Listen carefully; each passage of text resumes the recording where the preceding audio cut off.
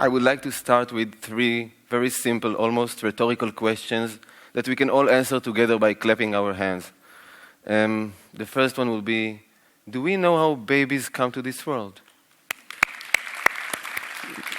It's an easy one. It's okay, just see on the same page here. The second one will be, have we ever heard about AIDS and other sexually transmitted diseases? Now that wasn't such a joyous clap like the first one. It was a bit of a sad clap, but it's a realistic one, okay? And I think that the last one, our first clap was like joyous and the second one was like kind of sad, the last one here is going to be almost mortifying, but we are not alone, we are together, okay? So the last question will be, sorry for barging into your privacy, have we ever had unprotected sex despite knowing about everything we just mentioned?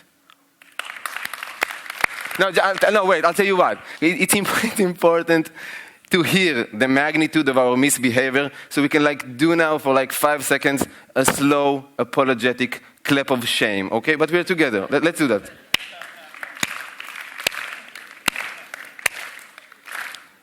Now, the thing is that we are not alone. I get the same results with every audience I speak to, and it brought me to the conclusion, as an educator, that we should put aside the old-fashioned way of sex education, where the focus was on data and frightening young people about sex and showing them drawings of the male-female body, because we need to focus about the human factor. The human factor has something to do with our misconceptions about sex and gender are being male-constructed in our society, because it was not a lack of information that made us all take those risks we so dangerously took. It was something else. It was this human factor. And we should be more aimed for that in our way of educating. I'll give you an example. I interviewed men and women of all ages. And when I interviewed women and I asked them, why did you have unsafe sex? You know about pregnancies, about STDs. And women, at the beginning they say the automatic response is, okay, I was kind of tipsy, he seemed okay, etc., etc. But after a while, eventually, the bitter truth comes to light. And what is this bitter truth? Those women normally say stuff like, you know, Ran, there was a moment there that I did ask him to use a condom, but he said he would never enjoy with a condom. He can't have an orgasm. He can't even have an erection with a condom. So I just let it be. I just let it go. And this is where we should be focusing. This is the critical mass of keeping your health or losing your health, okay? It was not a lack of information, because these women gave up the control over their lives, the control over whether they'll have AIDS or not, and unwanted pregnancy or not, and they gave this control over their life away, not because they were uninformed, rather because they counted themselves into the pleasing passive part in the sexual dynamic. And the role of being the pleasing passive part is something that young girls are being taught way, way, way before sex is even relevant to their lives. I interviewed men as well, again, of all ages. And when you ask men, perfectly normal men, nice guys, good guys, you say, why did you have unsafe sex? You are aware of the risks, you know? And men say to you, Ran, yeah, you are right, but you're a man, you know what it's like, you're supposed to be smooth, you're supposed to sweep rougher feet, and the whole condom thing is so clumsy.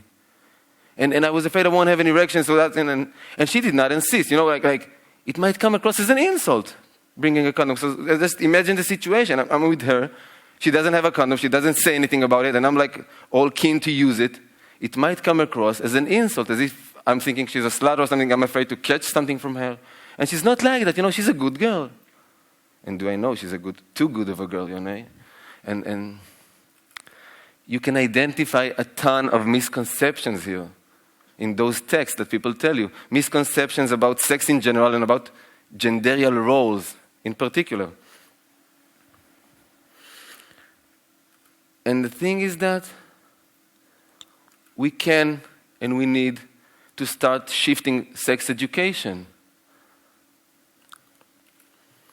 We need to start constructing femininity and masculinity in a whole different way. We need to start building young boys in a way that will allow them to be equals and not superiors, without feeling less of a man. That will allow young boys to grow up to be responsible, attentive men with a much larger range of intimate behaviors Again, without feeling less of a man, but the contrary, more of a man, a reliable man, a man you can actually trust.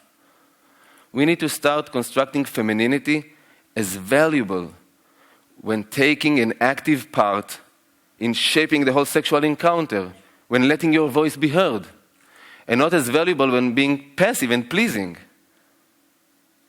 Women need to let their voice be heard in those situations to the most. They gave me, I think, iced tea or nasty. I don't want to hear the product out there. They are sponsors. Anyhow, so that's being, and it's solidarity to you. I won't say the name of the product. So the thing is that if they don't let their voice be heard, they don't protect themselves. And this is like the most crucial thing. And we can teach that. It's a skill for life. But we don't do that because we teach in every educational system mathematics for 6 hours a week, every week. We teach kids between 4 to 6 hours a week of English. We teach kids between 4 to 6 hours a week of sciences.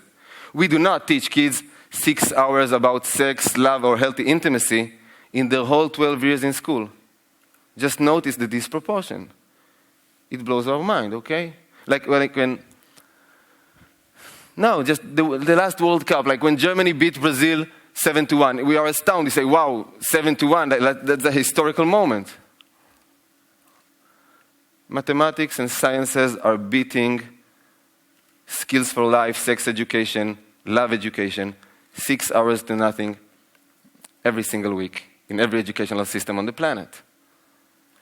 We dedicate an average of 0 hours a week to teach our children about sex, about love, about how to touch, about how to protect themselves. We don't teach that. We don't teach kids how to be self-confident, how to have a significant other. We don't teach kids about how to be compassionate or empathic to others. We don't even teach kids about how to really communicate, not the way they communicate, through all those alienating screens. Communicate face-to-face. How do you do that? They don't know how to do that. We don't teach kids anything about dealing with pornography or dealing with other violent images that they are being bombarded with. We do not teach kids how to have a positive body image, okay? It's hard for us as well to have a positive body image in our culture. All we see from the media is like incarnations of impossible beauty myth, okay? And Photoshop. So how can I have a positive body image? We don't teach that. 0 hours a week. We don't even teach kids how to be bold and vulnerable at the same time, because this is what love calls for. This is what protecting yourself calls for. This is what being a human being calls for. We don't do any of that. And we need to notice the difference between knowledge and education. Because our educational system is all about pushing knowledge into pupils' brains and not teaching them life skills that are very much needed. And at the moment, knowledge is beating education to the bone, 6-0 every week. And frankly, it is not that complicated to change this ratio. It is simply a matter of decision. It's a decision that needs to be made by every educational system, by every school principal, by every PTA. Time and money are being invested in pushing knowledge into our kids' minds. That's great, but we should invest just as much time and money in educating their minds and souls. We need to start teaching kids real skills for life, and not just information that they can find on the web and pass the exam, because the real important exams in our life are the ones of character, not data. We all know that as grown-ups.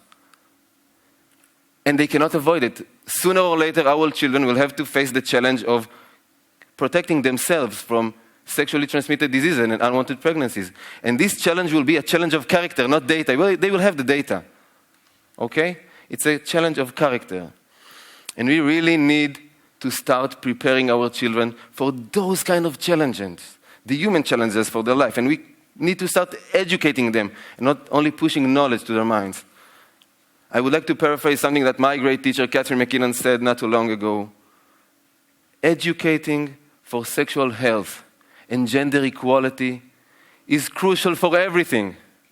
It can no longer wait for anything, and it is second to nothing. Thank you for listening. Thank you.